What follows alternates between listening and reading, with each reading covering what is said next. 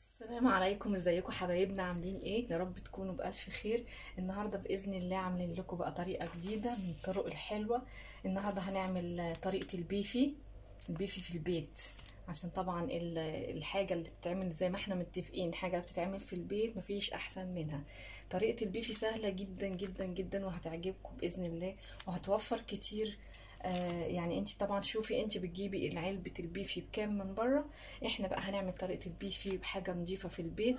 هتعجبكم جدا. اول حاجة احنا محضرينها معانا، محضرين حلة كده متوسطة فيها مية حوالي نصها او اكتر من نصها، حاجة بسيطة. هنعمل ايه؟ هنولع قدامكم اهوت على المية دي تغلي.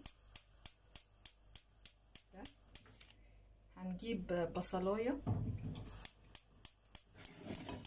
بسم الله الرحمن الرحيم.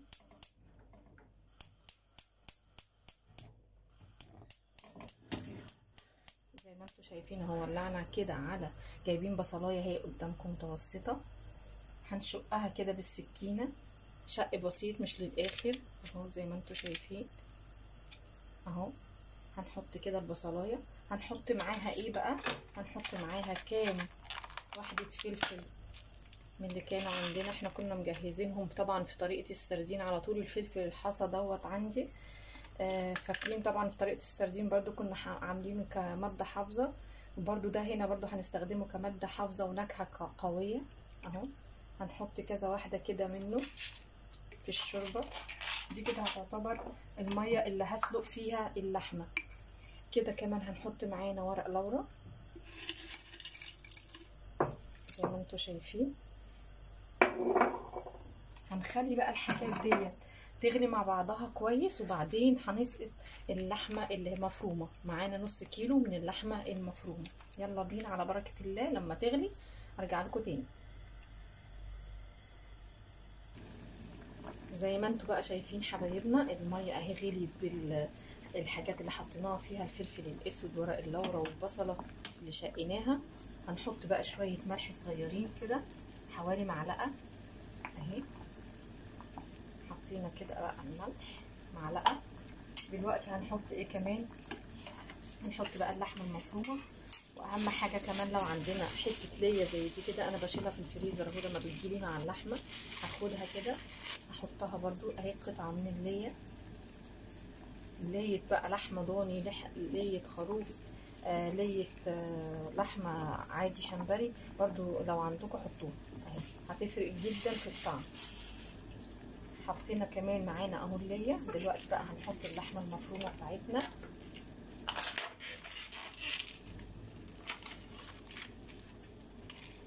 اهو زي ما انتوا شايفين. هنحط بقى اللحمه المفرومه اهي،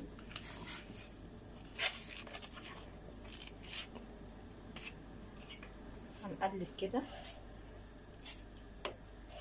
طبعا انتوا مش شامين الريحه اللي طالعه من الحاجات اللي احنا حطيناها اهو.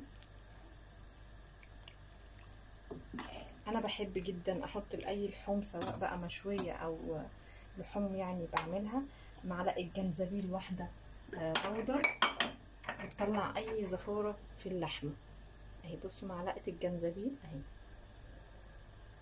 زي ما انتوا شايفين. هنحط معلقه الجنزبيل دي، بتفرق قوي برضو في ريحه اللحمه والنكهه بتاعتها. هنقلب كده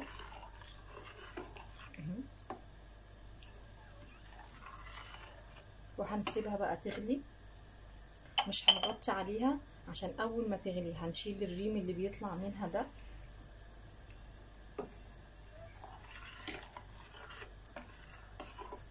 انا في بقى كمان تركايه كده انا بعملها، بدل ما نجيب طبعا البيفي بيحتاج لون، ممكن تجيبي اللون دوت من عند العطار، بس اللي عنده بنجر يكون احسن. لما نحط مواد طبيعيه كلها موجوده عندنا في البيت بتكون احسن. انا بحط لها قطعه من البنجروي.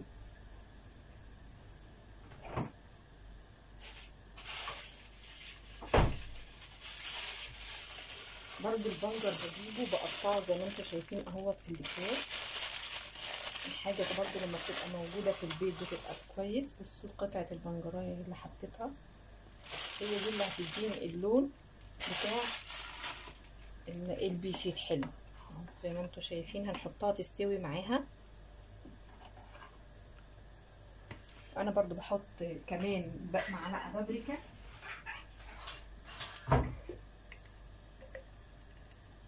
معلقه من البابريكا اهو، برضو بتديها طعم حلو. طبعا انتوا عارفين البابريكا ده اللي هو الفلفل الاحمر الحلو اهو. الحاجات دي كلها منكهات اهيت معانا.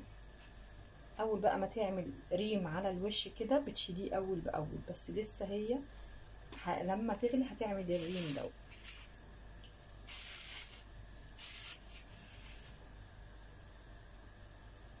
هتغلي وارجع لكم تاني اقول لكم بقى الخطوه اللي بعديها. بصوا بقى حبايبنا، بصوا الريم بقى اللي طلع ده انا عايزاكم تشيلوه اول باول اهو اهو. اي ريم كده يطلع ده مش مستحب ان هو يبقى موجود اهو. هنشيله كده زي ما انتوا شايفين. عايزه اقول لكم الريحه تحفه قوي. انتي بقى حبيتي تجيبي اللحمه اللي هي البرازيلي المجمده، هاتيها لحمه كده مش هتقول لا، بس طبعا تكون من حد مضمون، بتطلع برضو النتيجه على فكره هايله، برضو هتبقى انضف من العلب اللي انتوا هتشتروها من بره. بصوا انا بشيل اهوت اي ريم يقابلني اهو، كل ما ريم يطلع كده هشيله. بصوا بقى بتغلي قد ايه. بصوا بقى قطع الدهن اللي هي بتتسلق برضو مع اللحمه دي تحفه طبعا. هتدي كمان الشوربه بتاعتها هتبقى جميله جدا.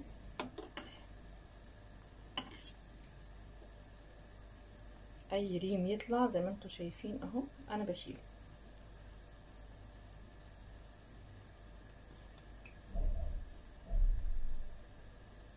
بص البنجر بيستوي كمان معاها اهوت عشان يديها اللون، والبصلايه برضو بتطلع النكهه بتاعتها، ريحه تحفه. حاجه نظيفه بيتي انت بتعمليها، سواء بقى تقطعيها في سندوتشات لولادك في المدرسه، تبقى طبعا حاجه نظيفه. ممكن برضو بتتعمل في عشوه مع بيض، في غدوه برضو مش هتقول لا، بيض وبيفي كده. احنا النهارده هنتغدى منه، هعمل بيض وبيفي وبطاطس محمره، حاجه سهله جدا ونظيفه وانتي ضمناها وعاملاها في البيت. بصوا اي ريم بيطلع انا بشيله. هتاخد حوالي نص ساعه على النار، وهنطفي بقى وهصفيها، بس مش هنرمي الشوربه بتاعتها، احنا برضو هنحتاج الشوربه بتاعتها حوالي نص كوبايه من الشوربه ديت، مش هنصفيها وناخدها، وارجع لكم بقى تاني بعد نص ساعه. كده زي ما انتوا شايفين بقى كده اللحمه اهي خلاص استوت بعد ما عدى حوالي نص ساعه.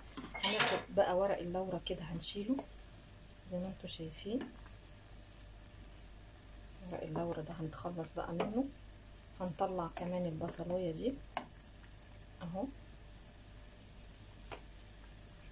اي ورق لورا برضو لو طلع معاكم برضو فلفل اسمر الحب ده برضو طلعوه، يعني مش لازم كله، بس برضو هنطلع منه شويه عشان ما تبقاش سبايسي لو احنا طحناها اهو. هنسيب الدهن مش هنطلعه، هنسيب البنجر برضو لان ده اللي هيدينا اللون. اي ورق لورا اهو هنطفي بقى كده خلاص. اي ورق لورا يصادفنا نطلعه. فلفل اسمر برضو من الحبوب ده برضو يا ريت اهو. خلي بس مثلا واحدتين بس من الفلفل. دلوقتي بقى هنعمل ايه؟ هنجيب الكبة بقى بتاعتنا، وهنجيب مصفى زي دي كده اهي، مصفى من عندنا دي من عند الحلو. عندي طقم المصافي دوت 3 مع بعض عامل 25 جنيه اهو. زي ما انتوا شايفين انا بصفي اهو. هنشيل منها ورق اللورة برضو لو لقينا اهي بالدهون بتاعتها كله اهي. هندخلها بقى كده في الكبة زي ما انتوا شايفين. هنصفي على قد ما نقدر كده، وهنحط في الكبة بتاعتنا. اللي حابب يخفف من الدهون شوية مش بيحب دهون كتير يخفف، لان كمان في معلقه سمنه هنحطها. ده كده البنجر برضو هنضيفه معاها هيتضرب عادي. اللي عنده الكبه طبعا كبيره زي بتاعتنا دي كده، الكبه دي جماعه برضو من عند الحلوه، عندي المقاس الوسط بتاعها. هنشيل كده اهو اللحمه المفرومه من الشوربه، هنصفي كويس اهو.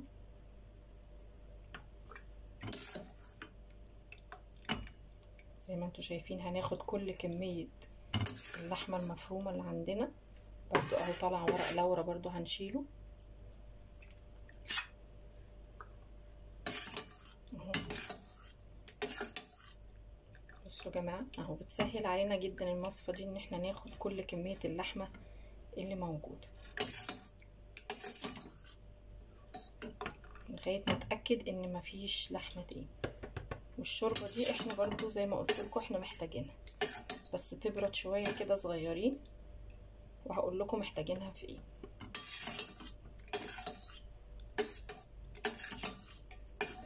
الريحه عايزه اقول لكم جميله جدا جدا جدا، حاجه كده نضيفه، حاجه بيتي. بصوا كده دي اخر اللحمه المفرومه خلاص اللي معانا. هنجيب بقى ايه، هناخد اهو زي ما انتوا شايفين، هنشيل دي كده عشان تبرد شويه. وادي الكبه بتاعتنا اهي، حطينا فيها كل كميه اللحمه المفرومه. هنحط بقى معلقه سمنه صغيره بلدي، معلقه سمنه دي تركايه كده، دي بتخلي البيف بتاعنا في حته تانية خالص.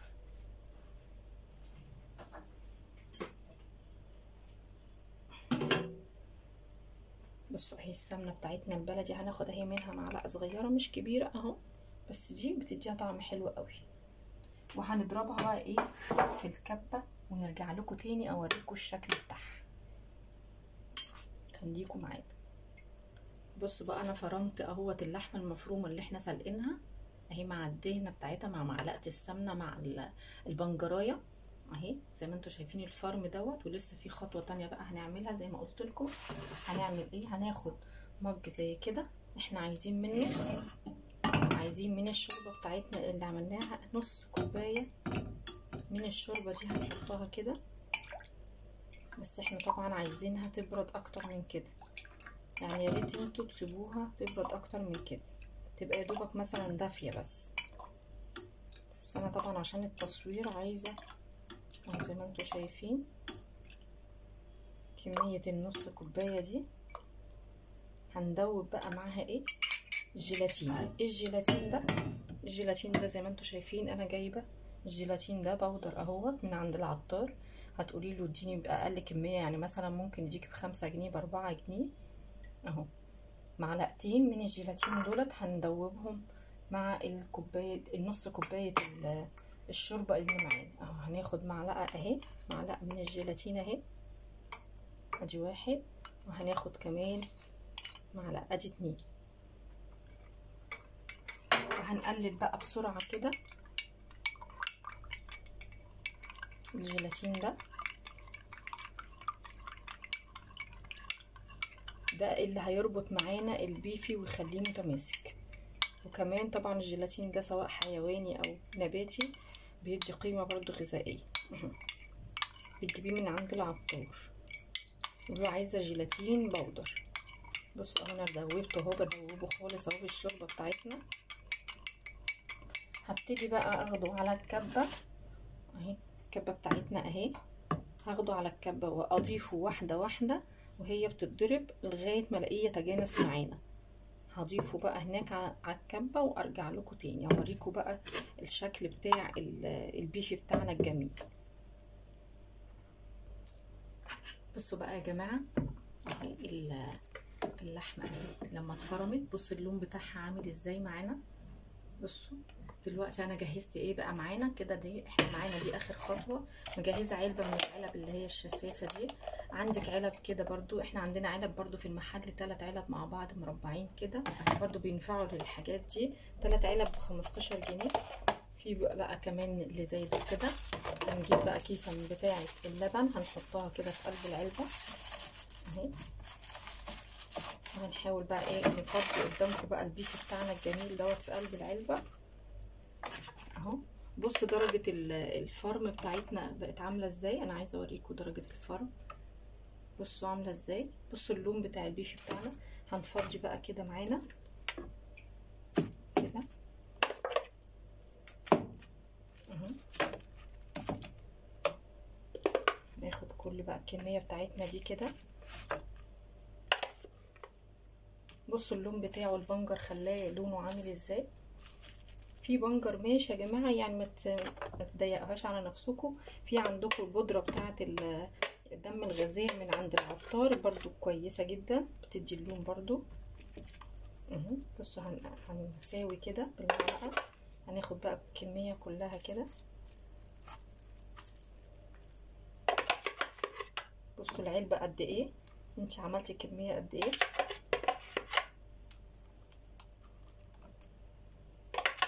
انت طبعا لما تيجي بقى تعملي بيها غدوايه ده انت هتاخدي بس يعني حوالي ربعها بس مع البيض كده، او طرنشات زي ما قلت لكم سندوتشات للولاد. هنجيب بقى الاسباتشوله بتاعتنا بقى اللي هي ايه ما تخليش حاجه موجوده في قلب الكبه. بس الاسباتشوله بتاعتنا اهي. هننزل بقى كده، احنا ما بنرميش حاجه يا جماعه، الزمن ده مش بتاع رمي خالص اهو. بصوا اهو، وطول ما انتوا تصونوا النعمه هي كمان تصون وتفضل موجوده. اللي بيحافظ على النعمه ربنا بيزودها له. بصوا اهو، خدنا اهو الاسباتشوله بتاعتنا، مش هنخلي حاجه في الكبه بتاعتنا خالص اهو. احنا طبعا تعبانين في الحاجه اهو. بصوا يا جماعه، نزلت كل الكميه اللي موجوده معانا اهي. عايزه اقول لكم الريحه تحفه تحفه تحفه.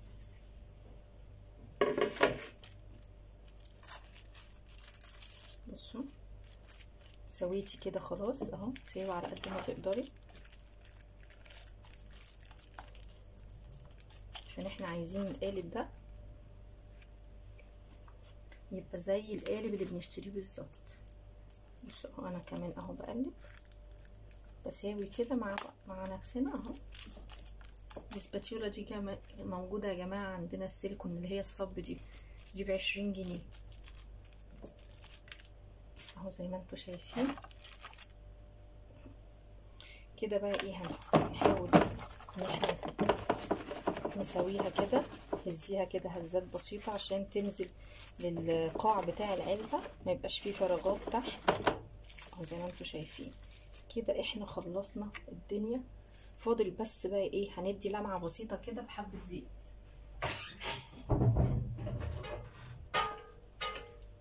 بصوا حبه زيت بسيطه خالص اهي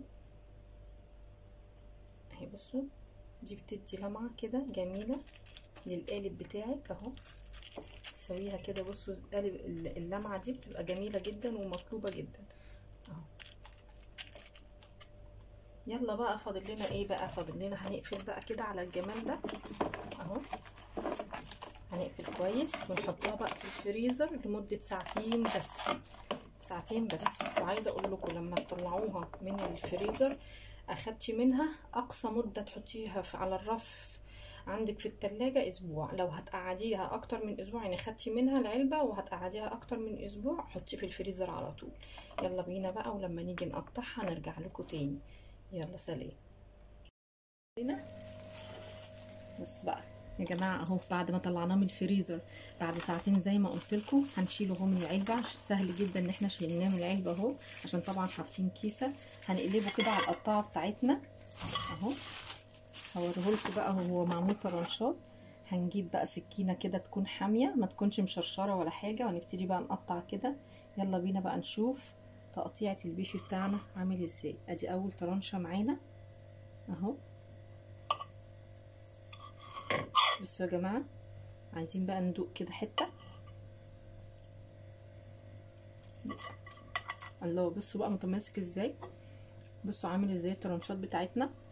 بصوا بقى وصفه سهله جدا هتدعولي عليها. هناخد كمان منها اهو. بصي بقى الكميه قد ايه اللي انتي طلعتي بيها، يعني دي تشوفي دي هتعمل لك كام اكله. دلوقتي انا عايزه اقول لكم بقى طريقه البيفي بالبيض، طبعا اكيد الكل عارفها. بنجيب معلقه سمنه، هعمل قدامكم دلوقتي. هناخد الكميه بتاعتنا دي كده، محضره الطاسه اهي اهو، نولع عليها كده وهنجيب حته سمنه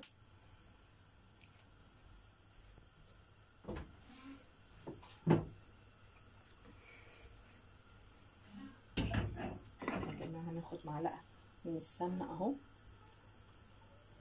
اللي حابب بقى، انا عاملاه طبعا عادي، اللي حابب يزود ملح يزود، انا حاطه بس ملح على حسب الرغبه اهو، عشان لو حبيتي تدخليه في طرق تانية ممكن برضو بيتقطع مكعبات ويتعمل في البيتزا. هناخد بقى اللي احنا قطعناهم دولت. اول حاجه السمنه بس تسيح كده، وهننزل بيها قطع البيفي بتاعتنا، هنقطعها بقى كده نفرفتها.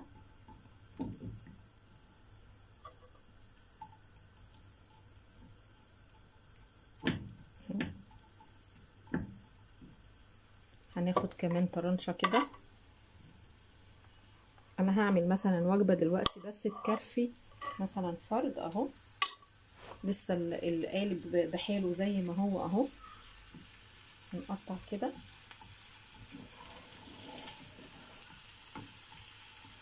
هحاول بقى اجيب شوكه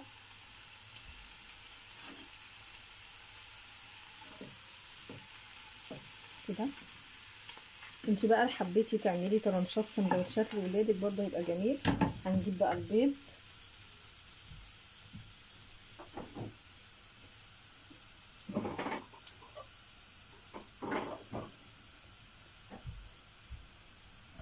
زي ما انتم شايفين اهو، جبنا بيضتين اهو. دي الطريقه بتاعته. انا زي ما قلت لكم دلوقتي بعمل يكفي فرد واحد. كسر البيض كده، طبعا شويه بطاطس محمرين جنبهم. بصوا يا جماعه اهو، بصوا اهو،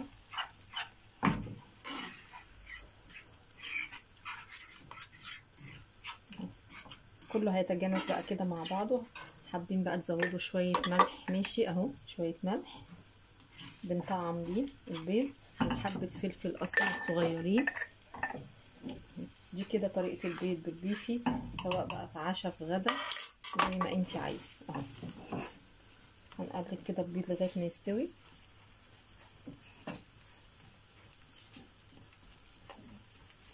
خلاص كله كده استوى اهو. هنطفي ومعانا كده احلى بيفي زي ما انتوا شايفين. ان شاء الله الوصفه دي تعجبكم من وصفاتي الحلوه. اشوفكم على خير في فيديو جديد من فيديوهاتنا. السلام عليكم ورحمه الله وبركاته.